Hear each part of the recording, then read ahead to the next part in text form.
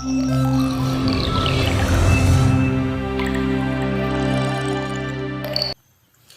YouTube, perkenalkan, saya Novia, mahasiswi Stikes Kesdam 9 Udayana, KP 1118023.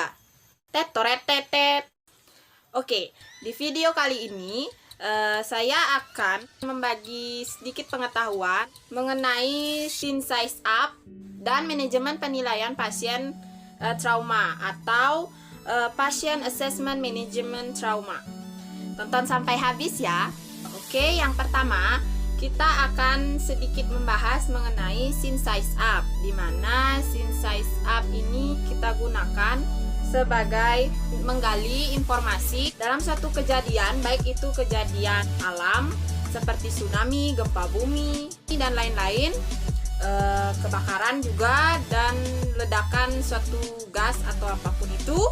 Selain kita menolong pasien, nanti ada petugas yang biasa disebut dengan EMT atau Emergency Medical Team. Ini biasanya kita temukan pada TKP atau tempat kejadian perkara, di mana tempatnya itu tempat yang sudah pasca bencana tadi. Di situ EMT tim ini akan menggali informasi yang bisa digunakan sebagai petunjuk dalam bencana tersebut. Korban sudah diselamatkan atau mungkin ada korban jiwa yang belum diselamatkan. Emergency Medical Team ini akan ke TKP atau ke lapangan untuk mengobservasi atau melihat dan mencari informasi. Emergency Medical Tim ini biasanya terdiri dari tenaga kesehatan, baik itu sipil maupun dari militer seperti tentara atau polisi, dan masyarakat di sekitar kejadian tersebut. Nah, sekarang kita akan lanjut ke langkah-langkah gimana sih kita dalam melakukan Synsize Up, apa aja yang kita perlukan, apa aja yang langkah-langkah yang harus kita ketahui. Yang pertama itu adalah BSI atau Body Substance Isolation, dimana ini biasanya kita menggunakan APD, misalnya saja Google, kacamata Google, masker. Masker itu sangat penting ya untuk zaman sekarang ini.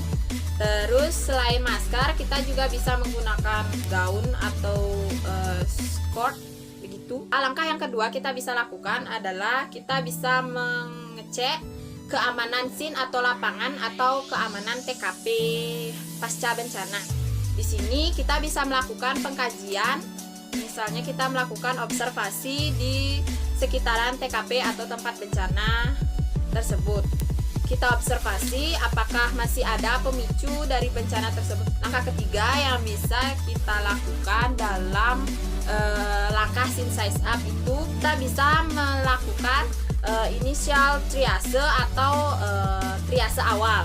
Seperti kita bisa melakukan penggolongan.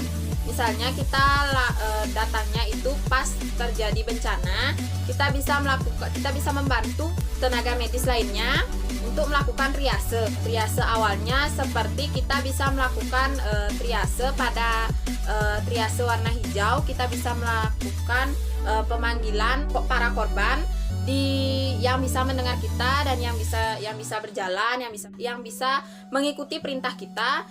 Kita bisa bantu untuk evakuasi korban tersebut ke tempat yang lebih aman.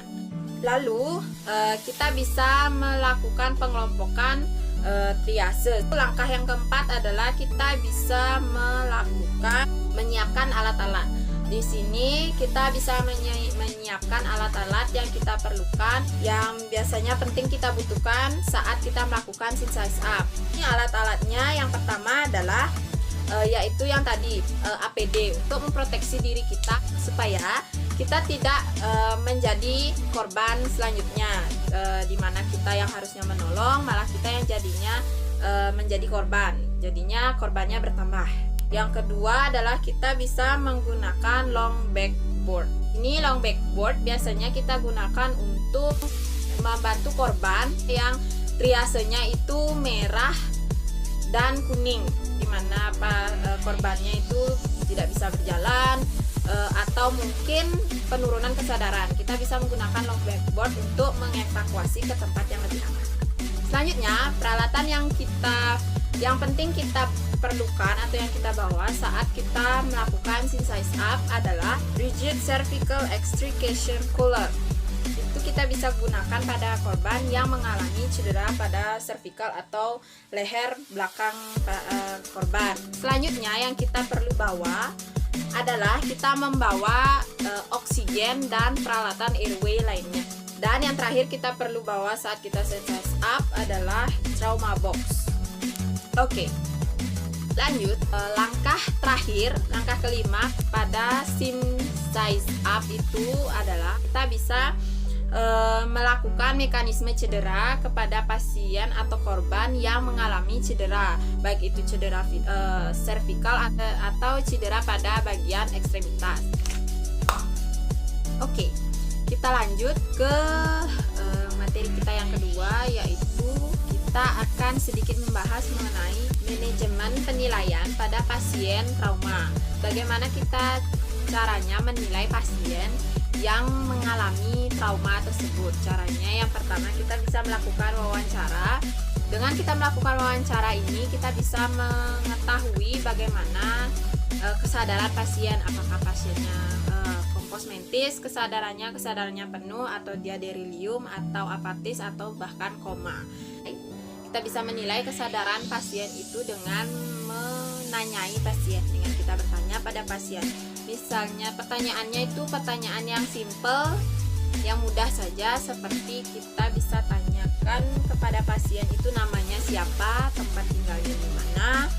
Yang selanjutnya seperti synthesize up yang memerlukan APD. Di dalam kita penilaian pada pasien trauma, kita tetap menggunakan DSI atau kita menggunakan APD. APD di sini kurang lebih sama dengan APD yang kita gunakan pada saat synthesize up. Selanjutnya kita bisa memulai dengan pastikan pasien kita pastikan cederanya dan penyakit bawaannya itu ada atau tidak. Dan selanjutnya kita bisa melakukan pengkajian gadar pertama, yaitu memastikan ABC. Untuk primary survey-nya kita bisa mengecek ABC pasien, yaitu A-nya untuk airway, B atau breathing pasien. Mengkaji circulation dari pasien. Jika pengkajian ABC itu lolos atau sudah clear, kita sudah selesai mengkaji airway, breathing, dan circulation dari pasien.